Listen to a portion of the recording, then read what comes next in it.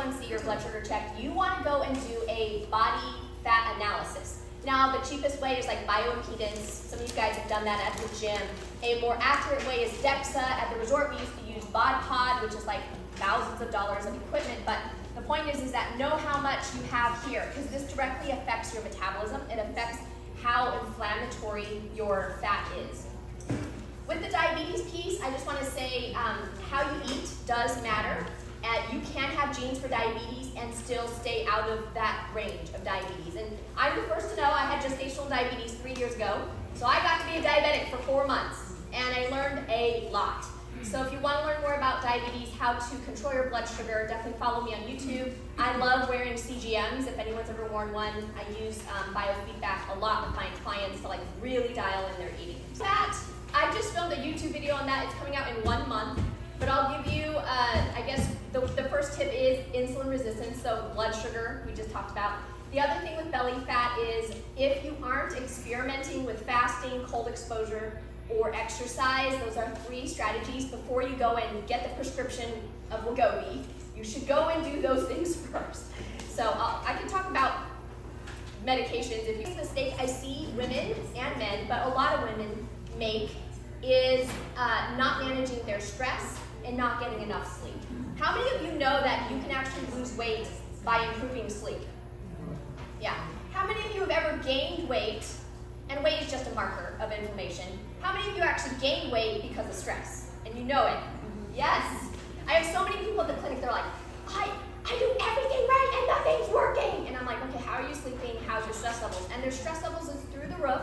They're hitting the gym 5 days a week. And that's actually stress upon stress, right? So sometimes when you're under a lot of stress, exercise can actually make it worse, right? So think about that from a standpoint of aging. The most like catabolic, and this is more science, but the most breaking down hormone we make in our body, think of estrogen and progesterone as like growth, right? Making babies. Well, the most catabolic breakdown hormone we make is stress. So when you're talking about detoxing and all this stuff, think of stress as one of the most toxic hormones you have to detox, right? So if you can manage how much you make and how quickly you can get it out of your system, some of us do a better job than others. Think about that as a strategy for helping your hormones, helping your metabolism.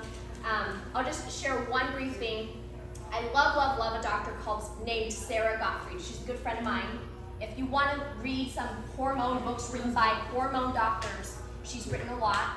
But she calls the hormone balance kind of dance the Charlie's Angels, meaning thyroid, adrenals, and your sex hormones, they all dance together. Maybe some of you have heard this. But the tip of the iceberg that always messes up all the other hormones, guess what it is? Stress, yeah. And yes, you can measure it in blood if you really want to know. You can measure it in tracking devices like HRV monitoring. Neglecting oral or gut health. Oral health is becoming a really big deal in our field because if you think of the gut as one long tube, what's the beginning of that tube? Your mouth.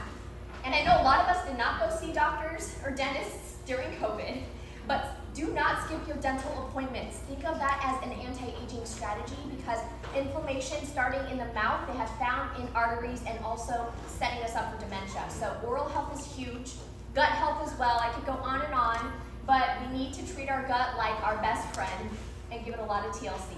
Some of us need to just stop overeating to give our gut a little break, right? Some of us need to be eating more plants because plants feed our healthy bacteria. We have 10 billion little friends working for us down here. And sometimes in efforts to lose weight or boost our metabolism, we start shrinking our diet. Some of you do intermittent fasting, right? We start shrinking the window, we start shrinking the calories, and guess what else suffers? Our microbiome, right? Because we start throwing prebiotic fibers and polyphenols out the window, right? So we want to return to plants, which is why I love Salad Master. I know we're here, right? I actually was a graduate student when I started getting mentored here at Salad Master. So dear and near to my heart, it's one of the best tools you could possibly have to get the vegetables back in your diet in an easy way without killing them, right? So I'm not here to, you just think of what you eat as a way you can take care of your gut and also, think of oral health as part of your gut. All right, last but not least, and I love you guys, I love that you guys did dancing numbers. I'm sad I missed that. But I see this all the time in the clinic. is women are so fixated on their weight that they don't realize they're losing muscle. It's like a pound a year after a certain age. And it really is use it or lose it. And it's not just about how you look in a bathing suit, but muscle protects bone.